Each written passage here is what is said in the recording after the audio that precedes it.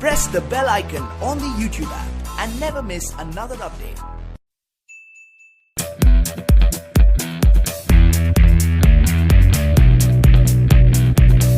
Hello friends, welcome back to my channel the maths planet. Myself Dheeraj Kumar Verma.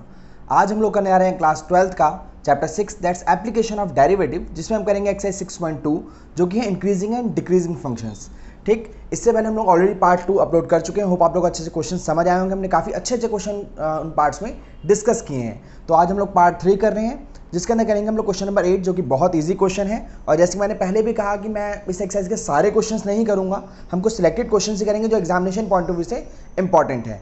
ठीक, तो question number 8 हमारा है find the intervals. तो find the values, यहाँ पे है find the values of x for which y equal to this one. एक function हमें गिवन है इज एन इंक्रीजिंग फंक्शन। ठीक, तो जब भी वो फाइंड द वैल्यूज हमें कहेगा, हमारा सिंपल कॉन्सेप्ट है, हम अपना फंक्शन लेके चलेंगे।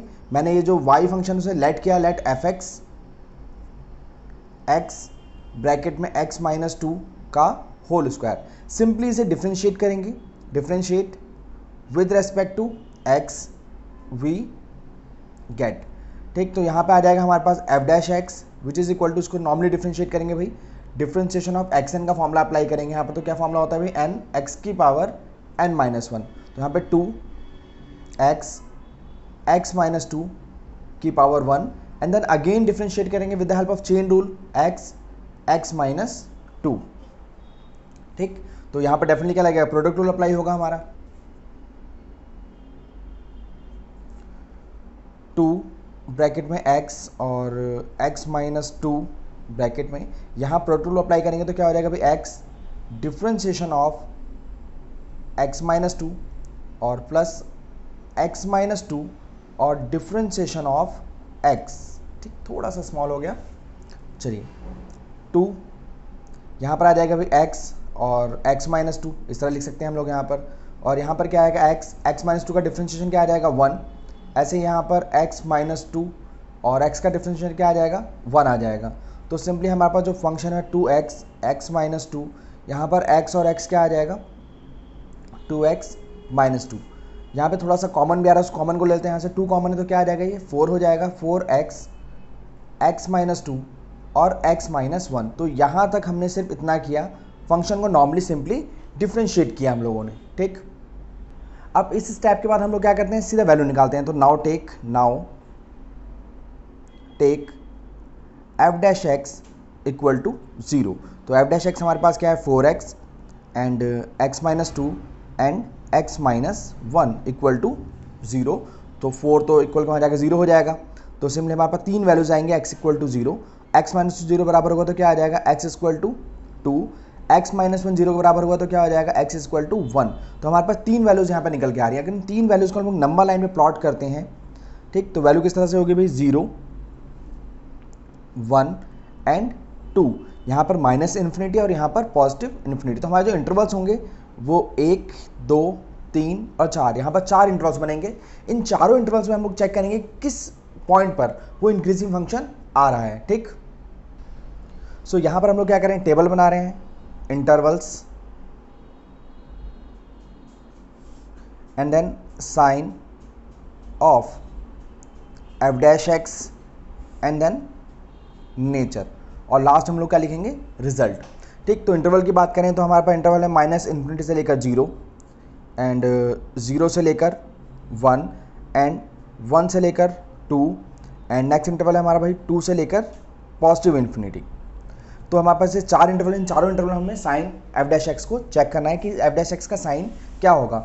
अब एफ डैश एक्स तो हमारे पास लास्ट में जो आया निकल कर, एफ डैश एक्स फाइनली हमारे पास ये निकल कर आया। ठीक, ओके, इसे इजीनेस के लिए हम लोग, मैंने इसे यहीं पर लिख लिया इजीनेस के लिए। अब 0 से कम की बात करें, 0 से कम में क्या आ जाएगा, -1। अगर मैं -1 यहाँ पुट करूँगा तो पहला फंक्शन क्या हो जाएगा भाई, नेगेटिव। ठीक, यहाँ -1 रखूँगा तो सिस्टम क्या आएगा, माइनस में ही आएगा, जो भी आएगा -1 और -2 -3 आएगा। यहाँ पर भी -1 रखता हूँ अगर तो -2 हो जाएगा, मतलब ये माइनस का रहेगा। तो 3 बार माइनस आ रहा है, डेफिनेटली यहाँ पे क्या आएगा, नेगेटिव टर्म आएगा। तो उसका नेचर जो होगा वो क्या होगा, डेफिनेटली डिक्रीजिंग टर्म का होगा। तो बिल्कुल इजी नॉर्मल लेके चलना है। 0 से 1 के बीच में अगर हम लेके चलें तो 0.5 ले लेते हैं। चलिए 0.5 पॉजिटिव टर्म है तो ये पहला वाला सिस्टम क्या आएगा, पॉजिटिव आएगा। यहाँ 0.5 रखूँगा तो क्या आएगा सिस्टम, नेगेटिव आएगा, यहाँ 0.5 अगर मैंने रखा तो भी यहाँ पर नेगेटिव आएगा। सो एक पॉजिटिव है, दो नेगेटिव, तो नेगेटिव नेगेटिव क्या हो जाएगा, पॉजिटिव हो जाएगा। तो ये वाला फंक्शन इस इंटरवल में क्या होगा, इंक्रीजिंग होगा। ठीक, अब 1 से 2 की बात करें तो यहाँ पे 1.5 रख लेते हैं, तो 1.5 रखेंगे तो पहला सिस्टम जो है हमारा वो पॉजिटिव ही रहेगा। ठीक, 1.5 अगर हम यहाँ रखेंगे तो 1.5 माइनस 2, तो जो रिजल्ट आएगा वो नेगेटिव होगा हमारे पास। ठीक, अब 1.5 यहाँ रखेंगे तो डेफिनेट रिजल्ट क्या आएगा, पॉजिटिव आएगा। इस तरह से दो पॉजिटिव एक नेगेटिव है, तो यहाँ पर सिस्टम क्या हो जाएगा, पूरा नेगेटिव हो जाएगा, और इस टर्म में क्या हो जाएगा, ये डिक्रीजिंग रहेगा। बिल्कुल ईजी लेके चलना है आपने। 2 से पॉजिटिव इन्फिनिटी तक जाएंगे तो मान लीजिए 3 ले लेते हैं हम लोग। सो पहला सिस्टम तो पॉजिटिव रहेगा, तो पॉजिटिव है। यहाँ पर 3 माइनस 2 रिजल्ट पॉजिटिव आएगा, और 3 माइनस 1 डेफिनेटली ये भी हमारे पास क्या आएगा, पॉजिटिव। सभी पॉजिटिव है, इसका मतलब यहाँ पर रिजल्ट क्या आएगा, पॉजिटिव, यानी ये क्या है, इंक्रीजिंग फंक्शन है। ठीक, ये तो हमारी टेबल हो गई। अब हमें क्वेश्चन में पूछा गया है find the value of x for which y equal to, जो फंक्शन हम दे रखा है, इज एन इंक्रीजिंग फंक्शन। तो इंक्रीजिंग कहाँ हो रहा है, ये यहाँ पर हो रहा है एंड यहाँ पर हो रहा है। सो फाइनली हमें क्या लिखना है, यहाँ पर रिजल्ट लिखना है। ठीक, function is an increasing function in the intervals. कौन कौन से इंटरवल में है भाई, 0 से लेकर 1 एंड 2 से लेकर इन्फिनिटी, पॉजिटिव इन्फिनिटी तक। ठीक, तो यहाँ पर हमारा आंसर क्लियर हो गया। क्वेश्चन में 8 में उसने कहा था इंक्रीज फंक्शन कहाँ हो रहा है, तो इन दोनों इंटरवल में हमारा फंक्शन क्या हो रहा है, इंक्रीज हो गया। बहुत ही ईजी क्वेश्चन था। आइए हम लोग नेक्स्ट क्वेश्चन देखते हैं। आइए क्वेश्चन नंबर 9 हम लोग देखते हैं। ये भी one of the most important question है। प्रूव दैट, इस क्वेश्चन में क्या करना है, प्रूव करना है। एक फंक्शन में गिवन है y equal to 4 sine theta upon में 2 plus cos theta minus theta is an increasing function of theta in interval this one. हमें इस इंटरवल में चेक करना है कि ये एक इंक्रीजिंग फंक्शन है, बाकी इंटरवल्स को हमें कोई मतलब नहीं, बिकॉज हमें क्वेश्चन में स्पेशली उसने इंटरवल दे दिया 0 से लेकर π/2। ठीक, चलिए सॉल्व करते हैं इसे। तो सॉल्व करने के पहले हम लोग क्या कर लेते हैं भाई, लेट, अब इसे fx नहीं लेंगे बिकॉज फंक्शन हमारा थीटा की टर्म में है, तो इसे f theta is equal to 4 sine theta upon में 2 प्लस कॉस थीटा माइनस में थीटा, हमने लेट कर लिया इसे। ठीक, अब अगर हमें ये इंक्रीजिंग फंक्शन चाहिए, कंडीशन फॉर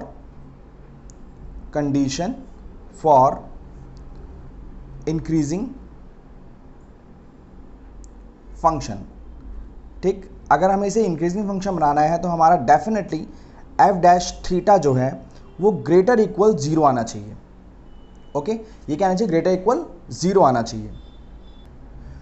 ठीक, तो यहाँ पर हम एफ डैश थीटा निकालते हैं। एफ डैश थीटा के लिए हम इसे वर्क करेंगे, तो भाई इसका डिफ्रेंशिएट करते हैं तो क्या होगा, यहाँ पर इस वाले सिस्टम में तो क्वेश्चन 2 लगेगा, तो आ जाएगा 2 प्लस कॉस थीटा, मैं डायरेक्ट कर रहा हूँ, into differentiation of 4 sine theta, क्या आ जाएगा 4 कॉस थीटा माइनस का 4 साइन थीटा, एंड नीचे टर्म का डिफ्रेंशिएट करेंगे तो क्या आ जाएगा, 2 का तो 0 हो जाएगा बिकॉज कांस्टेंट है। कॉस थीटा हमारे पास क्या आ जाएगा, माइनस का साइन थीटा अपॉन में 2 प्लस कॉस थीटा का होल स्क्वायर, और थीटा का डिफ्रेंशिएशन क्या आ जाएगा, 1 आ जाएगा, एंड ग्रेटर इक्वल 0 हम लेके चल रहे हैं इसे। ठीक, बिल्कुल आराम से डिफ्रेंशिएशन, मैंने कोई जल्दीबाजी नहीं की यहाँ पर। अब हम नॉर्मली क्या कर रहे हैं भाई, ब्रैकेट ओपन कर देते हैं और साथ साथ एलसीएम भी ले रहे हैं। ठीक, तो अगर मैं एलसीएम लेता हूँ यहाँ पर 2 प्लस कॉस थीटा का होल स्क्वायर, तो इसे पूरा कट जाएगा, सेम टू सेम ऊपर वाली टर्म आ जाएगी। चलिए इसे सॉल्व भी कर लेते हैं थोड़ा सा। 4 2 = 8 कॉस थीटा प्लस में 4 cos square theta minus 4 sine theta and minus sine theta, तो माइनस माइनस प्लस हो जाएगा 4 साइन स्क्वायर थीटा, एंड 1 से इसमें डिवाइड करेंगे, सेम टू सेम आ जाएगा, इसके ऊपर मल्टीप्लाई, तो यहाँ पर आ जाएगा 2 प्लस कॉस थीटा का होल स्क्वायर ग्रेटर इक्वल 0। ठीक, चलिए यहाँ पर आ जाएगा भाई 8 कॉस थीटा। अब इन दोनों में से 4 कॉमन लेंगे, देन बचेगा cos square theta plus sine square theta, उसकी वैल्यू क्या होगी, 1। बेसिक फॉर्मूला है हमारा। अब यहाँ पर क्या किया मैंने भाई, a प्लस बी का होल स्क्वायर खोल दिया, तो 2 का स्क्वायर क्या होगा 4 प्लस में कॉस स्क्वायर थीटा प्लस में 2 इंटू 2 कॉस थीटा, यानी 4 कॉस थीटा अपॉन में हमारे पास आ जाएगा 2 प्लस कॉस थीटा का होल स्क्वायर ग्रेटर इक्वल 0। तो यहाँ पर हमारे पास है 8 कॉस थीटा प्लस में 4, ब्रैकेट ओपन करेंगे तो माइनस का 4 and then cos square theta and minus का 4 कॉस थीटा अपॉन में हमारे पास है 2 प्लस कॉस थीटा का होल स्क्वायर ग्रेटर इक्वल 0 में लेके चलना है, जो हम लेके चल रहे हैं शुरू से ही से। ठीक, तो 8 cos theta minus 4 cos theta, यहाँ वैसे 4 से एक मिनट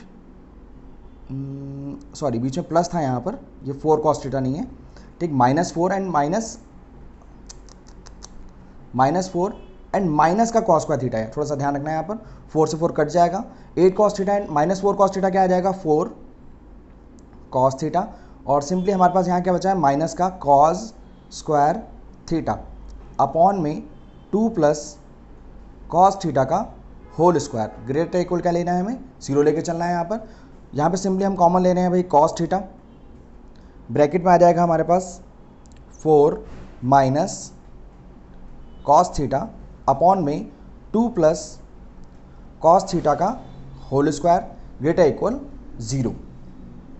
अब देखिए इस वाले पॉइंट पे आने के बाद हमें क्या करना होता है, क्वेश्चन को चेक करना होता है। हम ध्यान से हम देते हैं कॉस थीटा की जो वैल्यू है डेफिनेटली -1 से लेकर 1 के बीच में, हम सब जानते हैं अच्छे से कि -1 से लेकर 1 के बीच में होगी। अगर हम नीचे वाले टर्म को देखें सो ये क्या होगा, हमेशा पॉजिटिव होगा। 2 प्लस कॉस थीटा, कॉस की वैल्यू कुछ भी आए, चलिए अगर हम कॉस को भी अवॉइड करते हो तो ऊपर स्क्वायर है, चाहे अंदर नेगेटिव वैल्यू है चाहे पॉजिटिव, ये हमेशा क्या होगा पॉजिटिव होगा। सो ये वाली टर्म हमेशा क्या होगी हमारी पॉजिटिव होगी, जस्ट शो करने के लिए बता रहा हूँ आपको।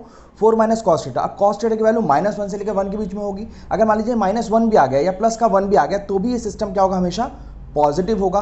तो ये पूरा का पूरा सिस्टम ग्रेटर देन 0 डिपेंड होना किस पे है, कॉस थीटा के ऊपर। सो अगर इस पूरे सिस्टम को हमें इंक्रीजिंग करना है, इंक्रीजिंग ऑर्डर में लाना है, इंक्रीजिंग फंक्शन में लाना है, so definitely cos theta must greater equal to 0।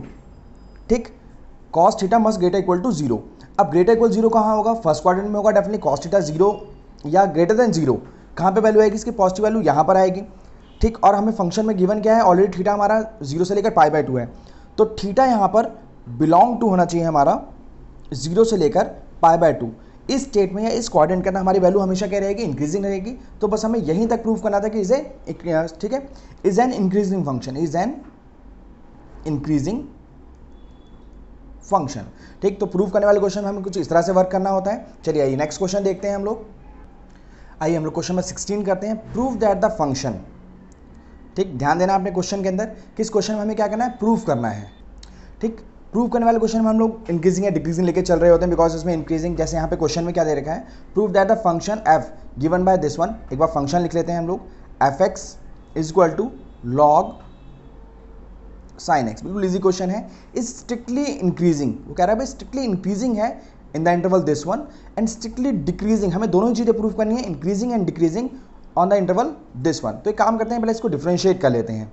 Differentiate with respect to x we get, तो simply we got f dash x, log का डिफ्रेंशिएशन क्या होगा, लॉग साइन एक्स का 1 अपॉन में sine x, and then sine x का differentiation क्या होगा, cos x.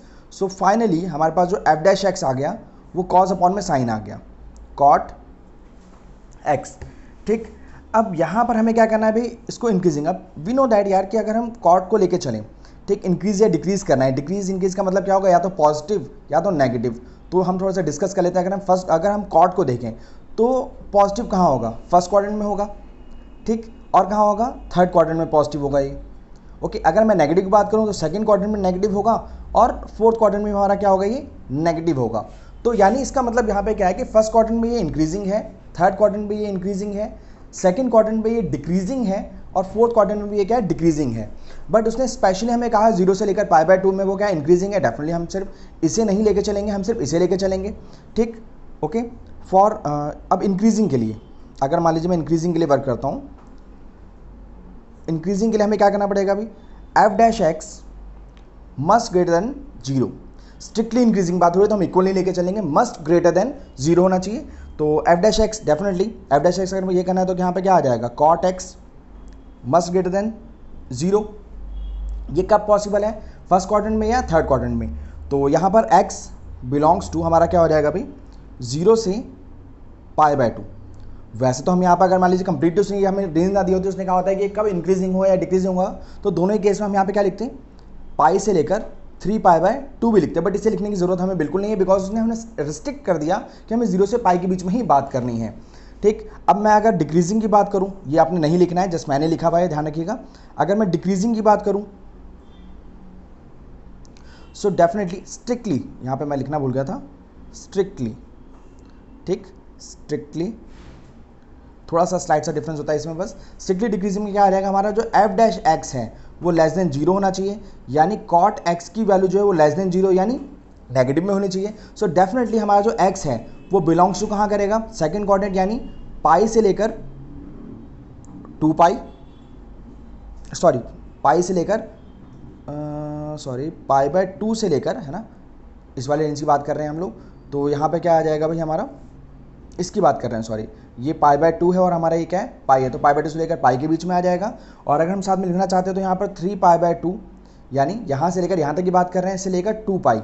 अगर इसने कुछ रिस्ट्रिक्शन ना दी होती तो हम ये भी लिखते हैं इसमें ज़रूर, बट आपको ये नहीं लिखना है। अगर कोई रिस्ट्रिक्शन नहीं देगा तो आप ये चीज़ें भी लिखेंगे इसके अंदर। तो यहाँ पर हमें बस इतना ही प्रूव करना था, वहाँ पर इंक्रीजिंग और डिक्रीजिंग हुआ, जो कि हमें जस्ट शो करना था हल्का सा, और ये हमारा आंसर यहाँ पर फिनिश हो गया, ठीक। और एक्सरसाइज में इसके अलावा हमारे एग्जाम्पल 12 और एग्जाम्पल 13 ये भी बहुत इंपॉर्टेंट क्वेश्चन है, एग्जाम में कई बार रिपीटेड भी हैं, बट ये आसान क्वेश्चन है। मैंने जितना आपको क्वेश्चन करवाया, अगर आप उतना भी ध्यान से कर लेते हैं और इन क्वेश्चन को थोड़ा सा भी करने की कोशिश करेंगे तो सारे क्वेश्चन आराम से हो जाएंगे।